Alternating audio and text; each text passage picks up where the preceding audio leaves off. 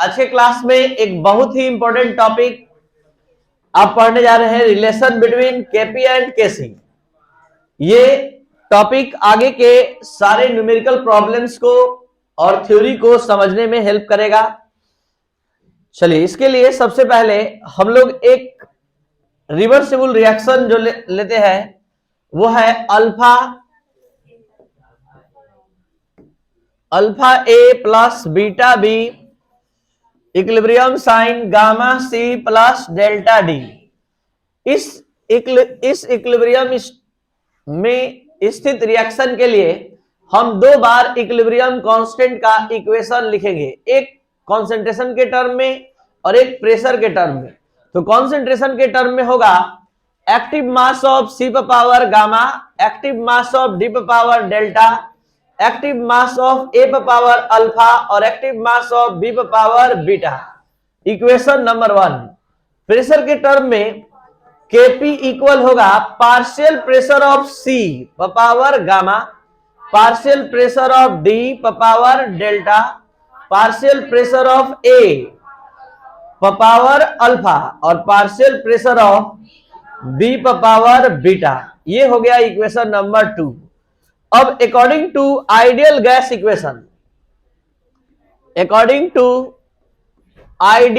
Equation, जिसको equation of state भी कहते हैं, आइडियल गैस इक्वेशन,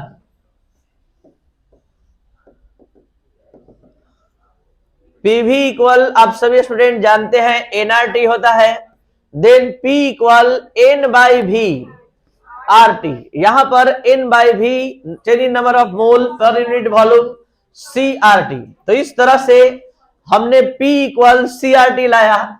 इस इक्वेशन का फॉलो करते हुए हर रिएक्टेंट टर्म के लिए हम पार्शियल प्रेशर लाएंगे। प्रत्येक रिएक्टेंट टर्म और प्रोडक्ट के लिए हम यहां पार्शियल प्रेशर लाएंगे। तो पहले लिखेंगे फॉर रिएक्टेंट ए के लिए partial pressure of A equal concentration of A. याद रखेंगे, जिसका पार्शियल प्रेशर का बात होगा उसी का कॉन्सेंट्रेशन टर्म आएगा। ठीक है, तो ये इक्वेशन नंबर 1 और 2 आया था। तो ये हो गया आपका 3। उसी के जैसा फॉर रिएक्टेंट बी क्या हो जाएगा, partial pressure of B equal concentration of B RT. Equation number 4। अब इसी तरह से for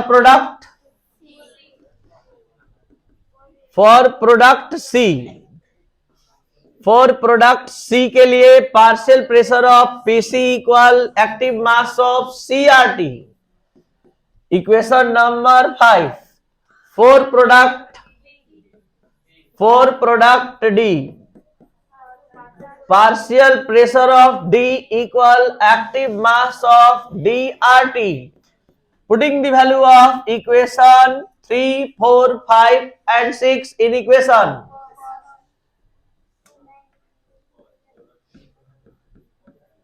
Putting the value of equation 3, 4, 5 and 6 in equation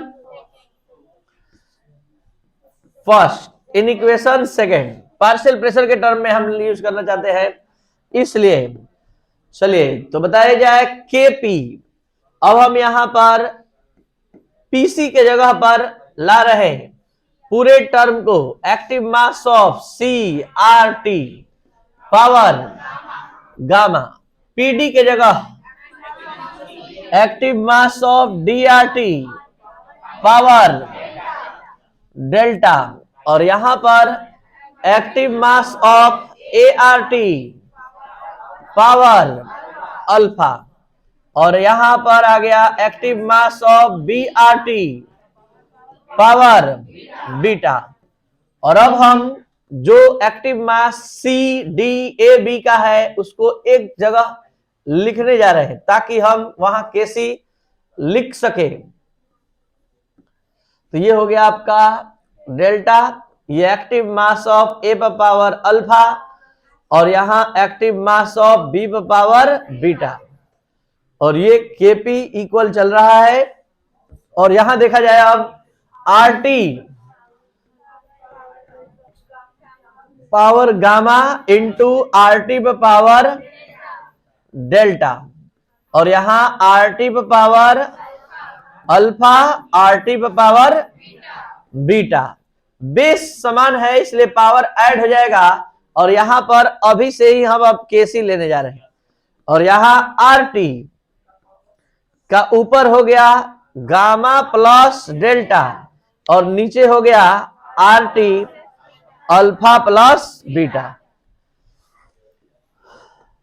चलिए, तो यहां पर अब बोला जाए Kp इक्वल Kc, और ब्रैकेट में रहेगा RT पावर गामा प्लस, यहां पर बेस समान है और ये डिवाइड में है, ठीक है, डिवाइड में है और बेस समान है RT तो gamma plus delta minus alpha plus beta. और अब ये है number of mole of product, ये है number of mole of reactant. तो हम यहां लिख सकते हैं Kp इक्वल Kc RT और यहां डेल्टा N। तो ये डेल्टा N किसके बदले में आया है? पूरे नंबर ऑफ मोल और number of mole of product minus number of mole of reactant के बदले में। तो वेयर डेल्टा N इक्वल, सबसे पहले डेल्टा N है क्या? तो चेंज इन नंबर ऑफ मोल है। और ये चेंज इन नंबर ऑफ मोल कैसे निकलता है? तो चेंज इन नंबर ऑफ मोल जो है ये प्रोडक्ट के मोल में से रिएक्टेंट के मोल को घटाने पर निकाला जाता है, सब्सट्रैक्ट करने पर निकाला जाता है। तो ये था आपका relation between Kp and Kc। अब डिफरेंट डिफरेंट रिएक्शन के लिए आप यहां देख सकते हैं, डिफरेंट डिफरेंट रिएक्शन के लिए, जैसे इस रिएक्शन के लिए अगर हम स्टडी करने जा रहे हैं, डेल्टा N का मान 0 होता है, वैल्यू 0 होता है, तो Kp इक्वल क्या हो जाएगा? Kc। कैसे होगा जानने के लिए इस एक्सप्लेनेशन को जरा समझिए। यहाँ number of mole of product 2 है, रिएक्टेंट का 1 + 1 0 हो गया। तो यहाँ पर हम ये पावर जो ही 0 रखेंगे तो किसी भी नंबर डिजिट पर, या यहाँ देख सकते हैं x पावर 0 होता है तो क्या होता है? 1। तो ये पूरा 1 हो जाएगा, तो Kp इक्वल क्या हो जाएगा? Kc। लेकिन जिस रिएक्शन में प्रोडक्ट का मोल अधिक हो जाएगा, रिएक्टेंट का मोल कम होगा, तो वहां पर देखिए डेल्टा N का मान कुछ पॉजिटिव वैल्यू दिखाएगा। और जब पॉजिटिव वैल्यू दिखाएगा तो निश्चित तौर पर यहां पर Kp बड़ा हो जाएगा Kc से। कैसे बड़ा होगा? देखिए, जैसे इस रिएक्शन के लिए हमने लिया 1 + 1 2 और -1, तो डेल्टा N का वैल्यू हमने यहां रखा, डेल्टा N का वैल्यू 1। और इस तरह से समझ में आ रहा है कि ये Kp तब Kc के इक्वल हो रहा है जब इसमें RT से मल्टीप्लाई हो रहा है, यानी कि Kc अकेले Kp के इक्वल नहीं है, मतलब Kp बड़ा होगा किससे? Kc से। अब इसके बाद उस रिएक्शन का बात कर रहे हैं जिसमें प्रोडक्ट का मोल कम और रिएक्टेंट का मोल अधिक है। तो यहाँ डेल्टा N का मान निगेटिव जब जब होगा, 0 से कम निगेटिव होगा, तो Kp छोटा हो जाएगा Kc से। इस बात को यहाँ समझा जा सकता है। अगर हम यहाँ पर RT का पावर -2 ले, तो जरा सोचिए, इस पावर को पॉजिटिव में लिखने के लिए आप नीचे लिखिएगा। तो जब नीचे लिखिएगा तो ये पावर निगेटिव से क्या हो जाएगा? पॉजिटिव हो जाएगा। अब आपको समझ में आ रहा है कि Kp तब Kc के इक्वल होगा जब उसमें RT के स्क्वायर से डिवाइड होगा, और तब Kc Kp के इक्वल होगा। इसका मतलब Kc बहुत बड़ा है, यानी Kc का मान बड़ा हो जाता है Kp से जब प्रोडक्ट का मोल कम, रिएक्टेंट का मोल अधिक होता है। तो ये है आपका क्लास आज का।